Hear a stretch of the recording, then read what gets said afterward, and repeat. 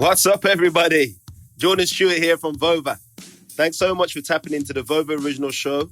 Just a reminder that if you want to drop your opinions about the episode or respond to the host and guests with your voice, go and download the Vover app wherever you get your apps. Vover, voice over everything. Enjoyed the show. Hey, what's up? It's Ben Lyons here for Open Gym time on Vover. And it's that time of year. It's that slow time of year in the NBA calendar. Guys are on vacation, getting ready for the upcoming season, handling some off-the-court business relationships and commitments. But most rosters are set. The WNBA, high octane. Seeing playoff seeding now. We're seeing the Sparks on fire at home, struggling on the road. We're seeing Elena Delle Donne back in action. Lots happening in the W. When it comes to the NBA, it's that slow time of year in the NBA calendar. And as such, all the sports talk radio shows, all the sports news shows, they're talking so much football, so much NFL football, quarterback controversies, and what's going to happen with the 17-game schedule and which teams will finish over 500 and make the playoffs and which coaches are on the hot seat and blah, blah, blah. Training camp highlights. That's what's going on in the world of sports talk radio right now. So it's got me thinking a lot about football. And there were a lot of great football players that I watched growing up. Guys like Antonio Gates for the Chargers, great tight end. Tony Gonzalez, Hall of Fame tight end.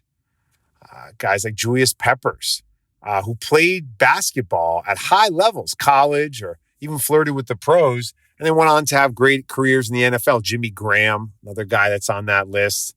Chris Carter supposedly could have played at that school in Ohio. Deion Sanders, of course, played baseball, but was a pretty good hooper.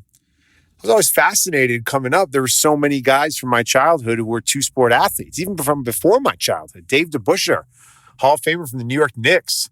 He played for the White Sox. He was a pitcher. You had Brian Jordan, who played football and baseball. I mentioned Deion, of course, Bo Jackson. LeBron was all-state as a sophomore in high school playing wide receiver, but broke his wrist, so that slowed down his football dreams. But it got me thinking about which NBA players might have a career in the NFL. Draymond Green played for Michigan State in the spring game. He played tight end. I could see Draymond potentially being a great tight end in the NFL. Same goes for the young Blake Griffin. I mentioned LeBron. LeBron would be incredible as a tight end, has a deep love for the game of football. Could Russell Westbrook be a running back in the NFL? Is Kevin Durant too tall to play wide receiver? I remember Ed Too Tall Jones. Durant's got him by about 4 or 5 inches.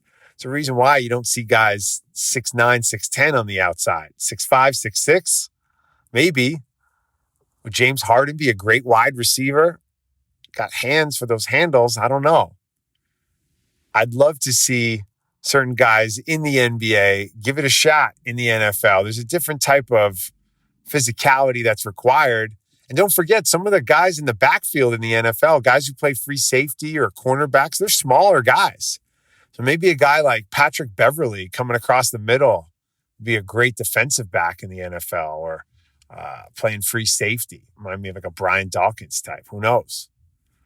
Who do you think would be a great football player in the NBA? Julius Randle as a tight end? Are you kidding me? All pro. Ben Lyons here. Open Gym time. Who do you want to see in the NFL and the NBA? This is Vover. Peace.